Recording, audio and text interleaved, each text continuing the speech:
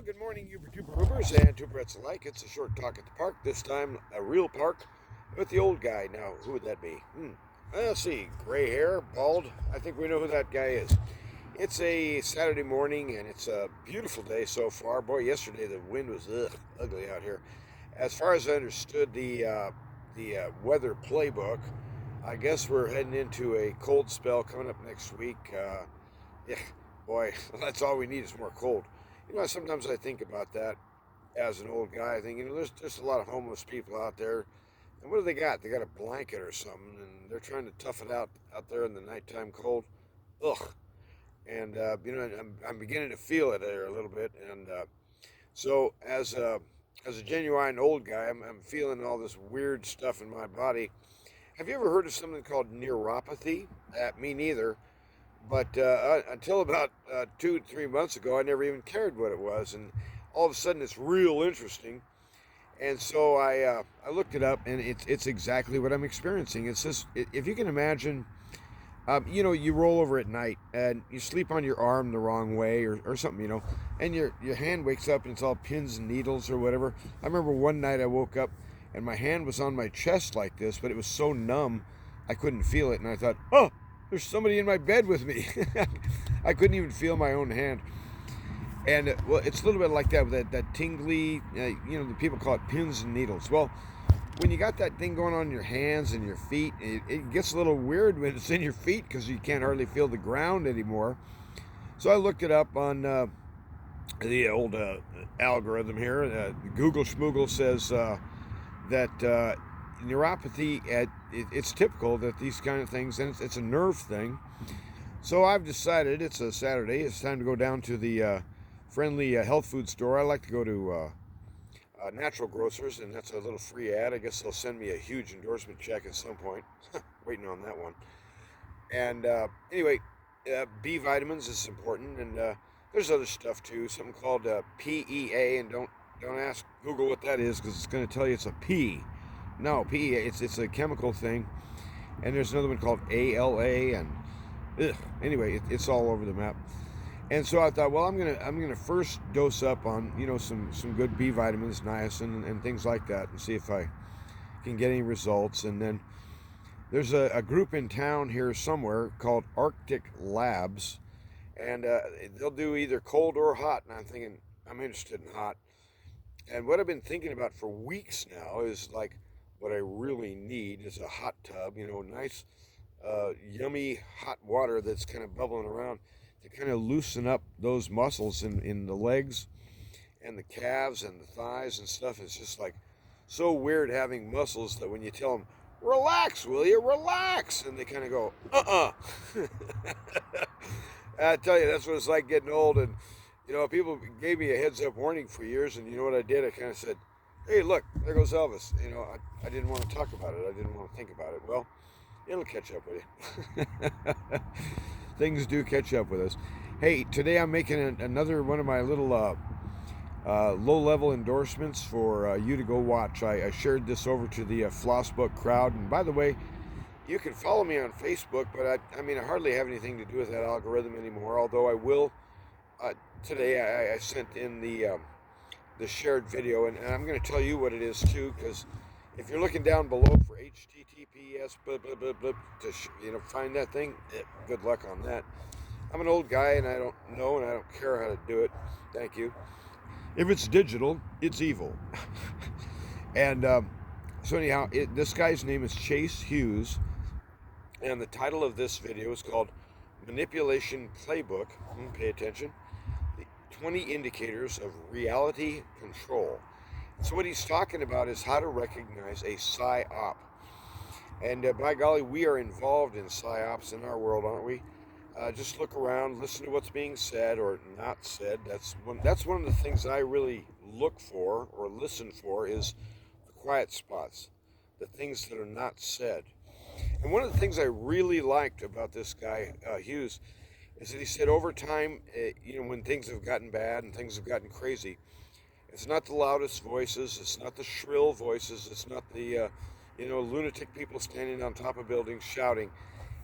It's the calm voices with directed questions do make sense. So please go watch Mr. Hughes, and I'm going to look at some of his other videos too. Because I mean, it may be a freak, it may be a fluky video where he just shone like the star.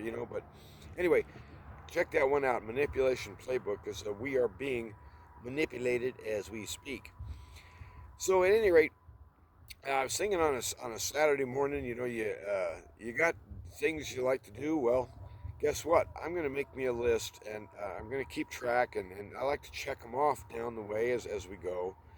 And it kind of gives me at least a sense of uh, fulfillment. Hey, look what I did today. Boom, boom, boom, boom, boom, and stack them up and look at it at the end of the day and think, well, that was fairly productive. So go and write yourself a list. And so what I've been doing now, this is confusing because our bodies are wired up a little bit weird. The good Lord made us such that over here on the left side of my noggin, which looks like the right from your viewpoint because this thing's reversed, I guess, I don't know. On the left side of my noggin, that's my right hand. The right side of my noggin, that's the left hand. And so they cross. You probably knew that. So what I've been doing is, if you'll find your temple area, it's kind of an indentation, kind of in front of your ear, and you'll feel it on your skull bone, and it's a deadly spot, by the way. If you want to kill somebody, hit him in the temple. So, I mean, keep that in mind. But in other words, what I do is I tap, and I've been doing this lately in order to help me remember and to get organized, and I thought maybe you might profit from it too a little bit, kind of getting brightened up here a little bit with the too much the daylight. It's a beautiful day out here at the Rio, but of course the Rio's underground and heading south. When you think about the amount of people, I mean, right now Cruces has probably got 120,000 people in Greater Las Cruces, and north of us is Hatch, and north of them is Socorro, all the way up to Albuquerque, and then it continues. The Rio goes all the way down to the Gulf of Mexico. Well, where's the water? The water's below ground. So many people in El Paso alone. There's close to 1 million. Right across the Rio is Ciudad Juarez.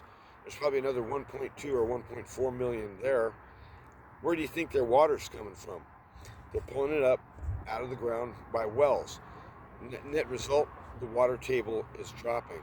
The water table is always dropping, and it's being slowly refilled from the mountains north of us, up there by Taos and into Colorado, but it can't keep up. And slowly but slowly, we're draining the aquifer, and it's a jillion-gallon aquifer, and eventually we're going to run into just saline junk water, which is going to have to be treated profoundly to make it drinkable. But that's another day's worry. That's some other plumber's problem. But anyway, the Rio is quiet today, and down here at La Llorona Park, La Llorona means, and I think I've discussed this a little bit, I'm not going to wear you out. La Llorona, it's female, La, and Llorona means a person who's crying, heartbroken. And so there's this story about a mother, I guess, I really don't know the story very well, who I guess lost her child, or maybe children.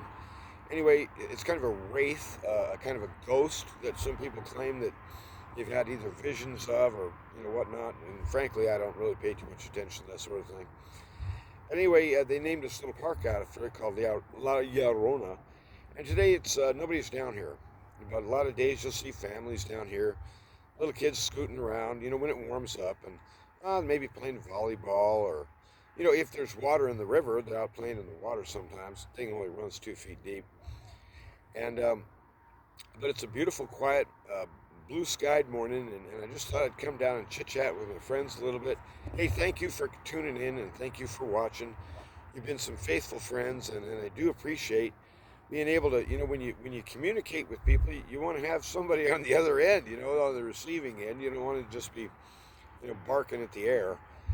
And so I do thank you for your time, and your time's valuable too.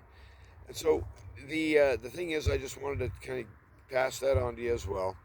It's going to be a good day to be organized. It's going to be a good day to engage with people, listen to them, see what they have to say, and pay attention to your surroundings. So getting back to my tapping theory, what I'll do is I'll ask myself questions like, here's a question: what should I do today? And so what I'll do is I'll tap on my right noggin here. Looks like the left on the photo, wrong. And over here, what's on the left? What's kind of like the feel, the gist of the thing? What's the drift? Where are we heading with this? You know, when you tap yourself over here in this hand, see, I use my hands too, and in order to suss this out, that's a good word. Uh, what's on this side? Well, here's where you make a list. Here's where you build a roadmap. Here's where you build a sequence of steps, a recipe, step by step. So stepwise is over here, and here's the big picture. Well, you need both. You combine them together, and you get a kind of a consolidated whole. We kind of have two brains in us, and it makes us want to be polar. It wants to split us off into opposite camps, right versus left, male versus female, up versus down, good versus evil. And that's the fruit our parents ate back at Eden. The knowledge of the fruit of, the fruit of the knowledge of good and evil. That's what that plant was all about. And I don't know what kind of fruit it was, but it was butt ugly apparently. And guess what? We have therefore eaten, we have also eaten of that tree. We now know the difference between good and evil, or so we think. But the crucial fact that we miss, the fact that we always overlook between right and left, Democrat, Republican, liberal, conservative, feminist, patriot, or however we want to divide up that pie, there's always a third leg you're not seeing. It's a little bit like, you got a little paddling a canoe. Well, you're in the canoe, you got the paddle, that's two. What's the third thing? Well, you got to have balance. And so in the South Seas, you'll see sometimes the islanders will put an outrigger on their canoe to keep the thing from tipping over, right? Or on a sailboat, they put a deep, deep keel on it to keep the boat from just flopping over sideways in the wind. So there's always a third leg, and it's unacknowledged because it's the one you're using to observe the other two. And so part of the problem of the fruit of this knowledge is that we keep forgetting. It's like these amnesiacs who've forgotten their own name, amnesiacs who can't remember their mother tongue, and that's a kind of a picture in my mind of who we are as humans after the fall. The resurrected King, Jesus Christ, comes into our world, and he brings that third leg alive. He essentially says there's always a third viewpoint because the Father Almighty, who has spoken all these things into being and causes them to cohere as, real time and existent, has spoken and declared what is right and what is wrong. You want to know what's good and evil? Ask him. And that's where our parents failed miserably, and that's where we fail also. So there's always a third option. And so I call it the why. You have the left, you have the right, but you also have the center point by which you're viewing both sides. So try tapping a little bit, and then what I do sometimes is I'll take a paper on a legal tablet, and I'll draw a line down the middle. What's the answer on the right side? So I'll draw it on the right. What's the answer on the left? So I'll do it on the left. And so I have two series of answers, and it sounds like, well, this guy's schizophrenic. Well, not really. We all have these two active viewpoints, and then we combine them, we unify them into one, let's say, action plan, or one statement that you're going to utter on the whole thing. So anyway, it's just something I thought I'd share with you today, and as I run around town and take care of all the little business and whatnot of trying to take care of old people, that'd be me, and I finally got a guy to come in. He's going to bypass the issue in my little trailer. That trailer's older than I am, and the furnace, it's done. It's just kind of done. And finding parts for that, forget it. And try to find a furnace that would fit in there in the modern day world. Good luck on that, Bubba. And so he said, look, why don't we just bypass all this? And that he says he's got a ductless mini split he can put in, and then I'll have heat. In fact, I'll have cool in the summertime too. And boy, getting spoiled, I guess. But anyway, I thought, well, I'll check on him, make sure he's getting a little bit of headway going today, and all that good stuff. But the thing is that as we cruise through our lives here, it's day by day, and what you really want is you want to be able to look back in time and say, well, I remember this day, and you see the steps we took, you see how we're in a different place now, you see maybe things are better, maybe things are worse, maybe things are getting a little crazy, but that's where we need to kind of have other people, excuse me, other people in our lives. You can be a solitary person like me, you can be alone, and I sometimes think I would have made a pretty good monk, if I could have lived with the whole lifestyle. I'll tell you a little joke about monks in a minute, and then I'll probably wrap up. But anyhow, the thing is that we do need other folks. You need to hear the words of others, the viewpoints of others. You need to pay attention to what people are saying, because their viewpoints count. Their viewpoints matter, and they're seeing things oftentimes that you and I are not. Because, well, we're committed to a path. This is the way I see things. I'm getting too old to change, and blah, blah, blah, blah, blah. Shut up.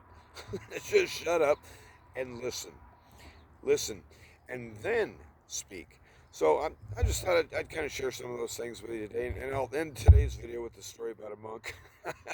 So there's a brother, he goes into a very strict order, and this particular order, they live in solitary cells, and they are not allowed to say anything. It's a vow of silence upon them, except every 10 years they get to come out and say 2 words. So the novice monk goes into his cell, and he's in there for 10 years, and the abbot and the leaders of the monastery bring him out, and after 10 years they say, brother, please share with us what insights the Lord has given to you in the last 10 years. The guy goes, lousy food. Turns around, walks back into his cell, and 10 years later he comes back, and I'm getting a call from my buddy Glenn, who's doing the work over there. I'm going to hang up here on this video in a minute, and I'll call him back. But the guy comes out after 10 more years, and so now he's been in there 20, and the abbots and the leaders of the monastery bring him back out and say, brother, last time all you had to say was lousy food. Can you share with us some more spiritual insights? And he says, hard bed. Goes back into his cell. Now, after 30 years, he emerges, and this time the abbot has died, and they've got new leadership. So the new leaders that really don't know what to make of this character, but they bring him out after 30 years and say, brother, please enlighten us. What do you have to share? And he says, I quit. He packs his stuff up and walks off. So the one guy says to the other, I'm not surprised. All he ever did was complain. Don't you be that complainer. Have you a good day and run to win. God bless.